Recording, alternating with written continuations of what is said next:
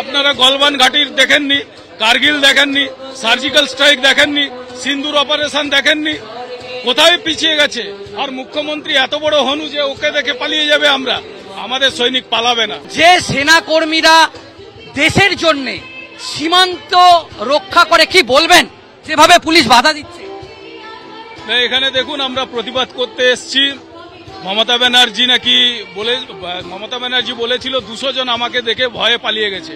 আমরা তো অবসরপ্রাপ্ত, আমরা তো এসেছি আজকে এখানে প্রতিবাদ করার জন্য, আমরা ভয়ে পালাবো না। আর ভারতবর্ষের ইতিহাসে কোথাও ভারতীয় সৈনিক কোথাও পিছুপা হয়নি। আপনি দেখাতে পারবেন না 1947 থেকে 2025 পর্যন্ত ভারতীয় সৈনিক কোথাও পিছুপা হয়ে যায়নি। আপনি কার্গিলের লড়াই তো দেখেছেন, কত হাজার ফিট উপরে বসছিল ভারতীয় সৈনিক, নিচে ছিল, দখল হয়েছে, পিছুপা হয়নি। সেনাবাহিনীকে এরকম রাজনীতিকরণ ভারতের অন্যান্য রাজ্যে তো এরকম ভাবে দেখা যায়নি, কি বলবেন এটা নিয়ে? এটা তো একটা নজির। মমতা ব্যানার্জি তার রাজনৈতিক বেনিফিটের জন্য, রাজনীতিকরণের জন্য সৈনিককে অপমান করতে করতে সৈনিককে অপমান এবং দেশদ্রোহী কথাবার্তা বলছেন। উনি দেশদ্রোহী যেভাবে কথা বলেন, একজন মুখ্যমন্ত্রী হয়ে সর্বোচ্চ পদাধিকার হওয়া সত্ত্বেও উনি এইভাবে কথা বলছেন। উনাকে তার এই গৌরবময় জায়গায় থাকার কোনো অধিকার নেই। এই চেয়ারে বসার যে অধিকার উনি কিন্তু নিজে থেকেই ছিন্ন করেছেন। ও শুধু সময়ের অপেক্ষা, ওই গদি থেকে উনাকে নিচে নামানোই আমাদের কিন্তু এবারে লক্ষ্য। তাহলে আপনি কি মমতা ব্যানার্জিকে একজন দেশদ্রোহী বলছেন? একদম দেশদ্রোহী উনাকে বলছি। এবং উনার যে আরো চেড়ি চামুন্ডা আছে যারা বলছে যে স্বরাষ্ট্রমন্ত্রীর গলা কেটে দেবো, প্রধানমন্ত্রীকে নাকি কোমরে দড়ি বেঁধে তুলে আনবো, এই যে নোংরা ভাষা, এই যে নোংরা সংস্কৃতি, এটা ভারতবর্ষের সংস্কৃতি নেই। আর এটাতে উনাদের বাইরে ঘোরার কোনো অধিকার নেই। এভাবে যারা কথা বলে, সৈনিককে যারা অপমান করে, তাদের জেলে থাকা উচিত। যেভাবে আজকে বাধা দিচ্ছে, পাল্টা কি আপনারা মমতা ব্যানার্জির বিরুদ্ধে বা পুলিশের বিরুদ্ধে মামলা করার কথা ভাবছেন? মামলা দেখুন, এখানে পুলিশের কত মামলা কি আছে জানি না, এদের মামলার কিছু হয় না। এরা সুপ্রিম কোর্ট পর্যন্ত, যদি আপনি সঠিক থাকেন তবুও সুপ্রিম কোর্ট পর্যন্ত আপনাকে হারানোর জন্য চলে যাবে। জনগণের পয়সা নিয়ে খেলছে এরা। সুপ্রিম কোর্টে হাজারো কেস, যারা চোরের পক্ষ দিয়ে এরা লড়ছে। তো এই সরকারকে আমাদের কোনো রকম ভরসা নেই। আমরা প্রয়োজন হলে মামলাও করব। আর এই পুলিশকে আমরা ভয়ও করি না।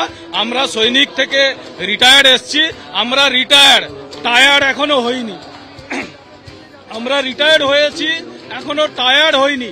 এই মমতা ব্যানার্জিকে এই পদত্যাগ করানোর পরে আমরা যে যার কাজে যাব। তাহলে কি মমতা ব্যানার্জির বিরুদ্ধে কোনো দেশদ্রোহীর মামলা করার কথা ভাবছেন? অবশ্যই করা উচিত, অবশ্যই করা উচিত। এভাবে ভারতীয় সংস্কৃতিকে, পশ্চিমবাংলা সংস্কৃতিকে এইভাবে অবক্ষয়ে নিয়ে যাওয়া যাবে না। একজন মুখ্যমন্ত্রী কিভাবে বলতে পারে, কিভাবে একজন মুখ্যমন্ত্রী সেনাকে অপমান করতে পারে? উনি কেন বাইরে থাকবেন? উনাকে জেলে থাকা উচিত।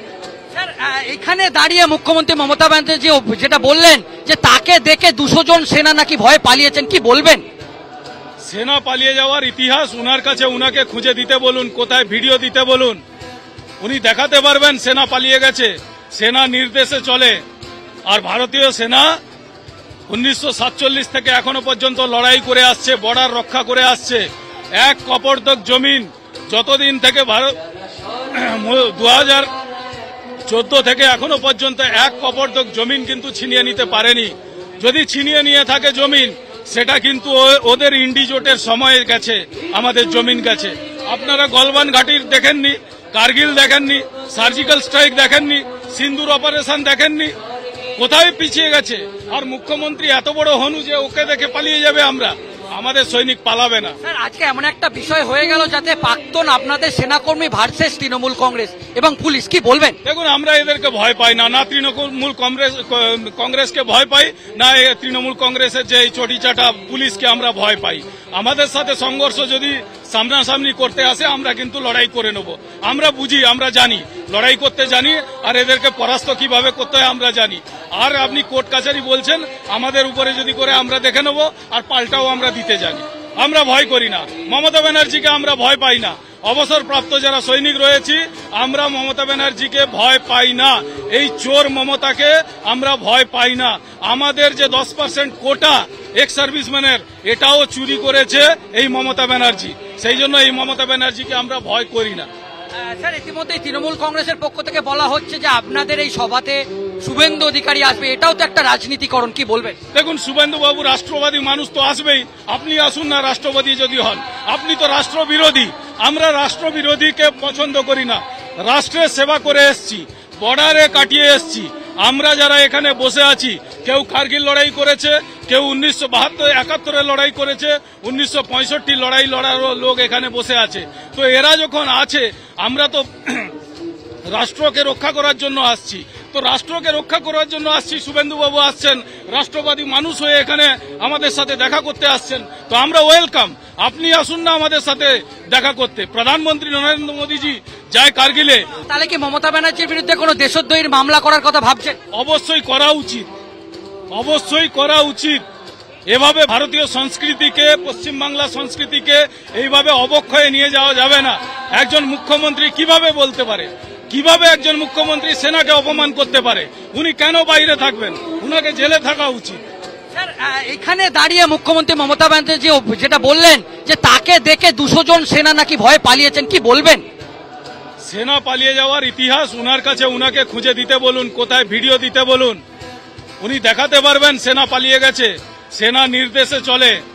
আর ভারতীয় সেনা 1947 থেকে এখনো পর্যন্ত লড়াই করে আসছে, বর্ডার রক্ষা করে আসছে। এক কপর্দক জমিন যতদিন থেকে 2014 থেকে এখনো পর্যন্ত এক কপর্দক জমিন কিন্তু ছিনিয়ে নিতে পারেনি। যদি ছিনিয়ে নিয়ে থাকে জমিন, সেটা কিন্তু ওদের ইন্ডিজোটের সময় গেছে, আমাদের জমিন গেছে। আপনারা গলবান ঘাটির দেখেননি, কার্গিল দেখেননি, সার্জিক্যাল স্ট্রাইক দেখেননি, সিন্দুর অপারেশন দেখেননি, কোথায় পিছিয়ে গেছে। আর মুখ্যমন্ত্রী এত বড় হনু যে ওকে দেখে পালিয়ে যাবে আমরা, আমাদের সৈনিক পালাবে না। স্যার আজকে এমন একটা বিষয় হয়ে গেল যাতে প্রাক্তন আপনাদের সেনাকর্মী ভার্সেস তৃণমূল কংগ্রেস এবং পুলিশ, কি বলবেন? দেখুন, আমরা এদেরকে ভয় পাই না, না তৃণমূল কংগ্রেসকে ভয় পাই, না তৃণমূল কংগ্রেসের যে চটিচাটা পুলিশকে আমরা ভয় পাই। আমাদের সাথে সংঘর্ষ যদি সামনাসামনি করতে আসে, আমরা কিন্তু লড়াই করে নেব। আমরা বুঝি, আমরা জানি, লড়াই করতে জানি, আর এদেরকে পরাস্ত কিভাবে করতে হয় আমরা জানি। আর আপনি কোর্ট কাছারি বলছেন, আমাদের উপরে যদি করে আমরা দেখে নেব, আর পাল্টাও আমরা দিতে জানি। আমরা ভয় করি না, মমতা ব্যানার্জিকে আমরা ভয় পাই না। অবসরপ্রাপ্ত যারা সৈনিক রয়েছি, আমরা মমতা ব্যানার্জিকে ভয় পাই না। এই চোর মমতাকে আমরা ভয় পাই না।